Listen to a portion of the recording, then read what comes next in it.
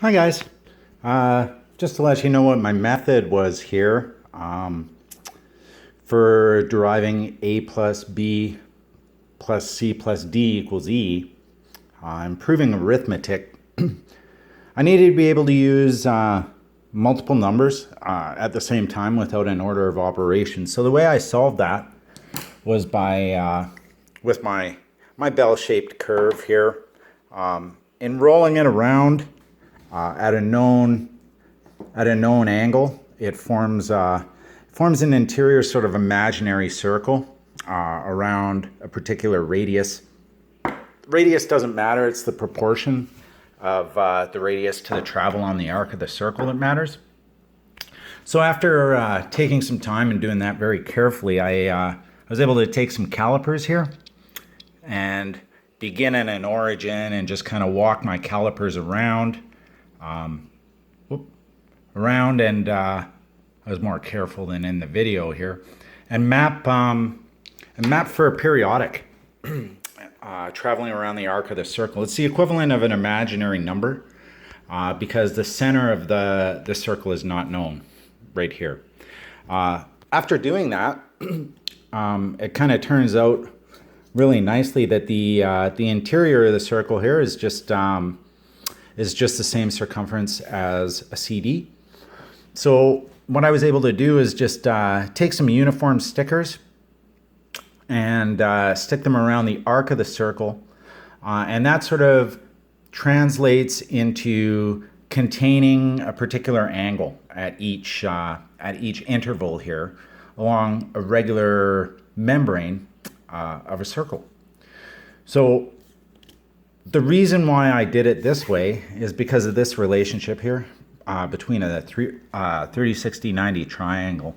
If you look at the back edge of the 90s here on the fractally smaller 30, 60, 90 triangles, there's a common point where one smaller triangle shares the backside of a 90.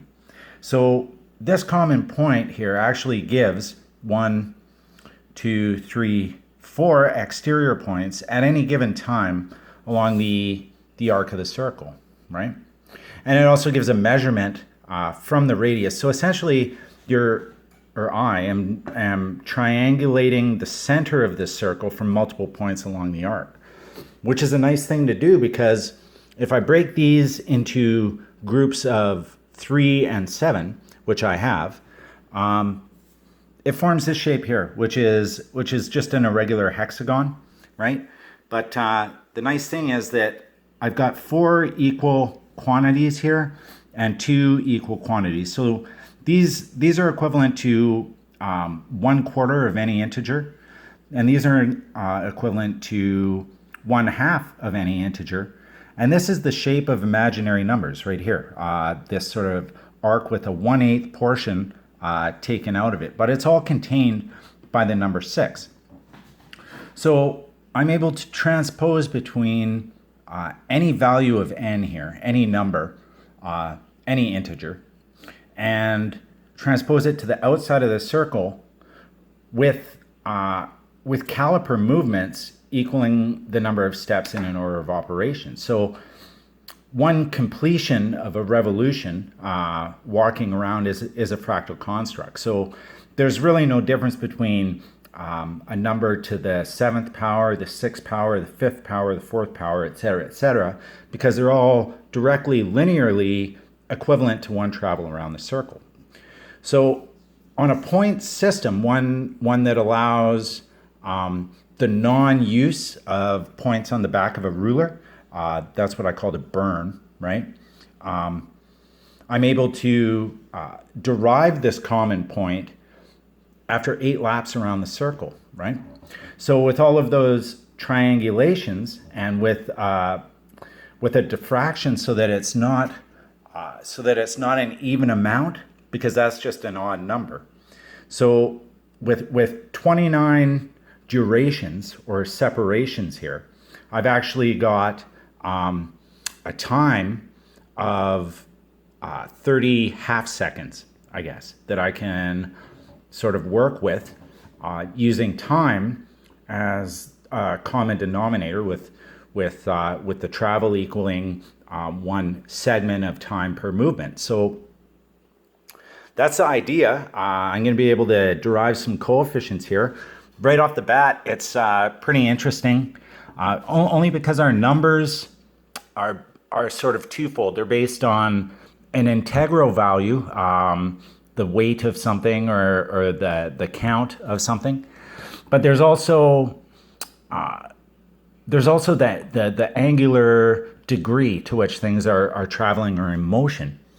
And that's all relatable to 120 and 240 and 360 degrees in a circle, which to transpose into a cube or a square is easy because 19 squared is 361. So if I just imagine that the 19 squared minus 1, I guess, is the interior circle, and 19 squared is the exterior circle, all of a sudden I have infinite resolution of the number 1 that's also periodic. So that's sort of the idea.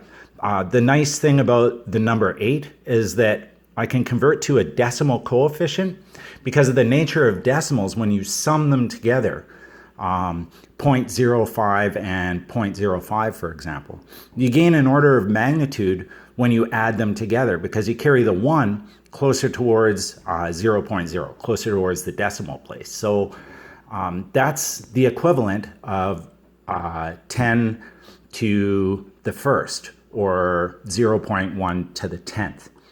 So simultaneously, just by carrying the 1 in the decimal place, just like 0.95 plus 0.95 equals 1.9. All of a sudden, I've transposed that value of 1/2 across 20 orders of magnitude. So just by summing it once, it's actually a function where it's the sum total equaling 1 and then times 10. And that's the nature of decimals in the 10th, the 100th, and the thousandths place. And it's important to do this because real time is sort of an orbital process. It doesn't have increments to it like digital time, which we use a lot now.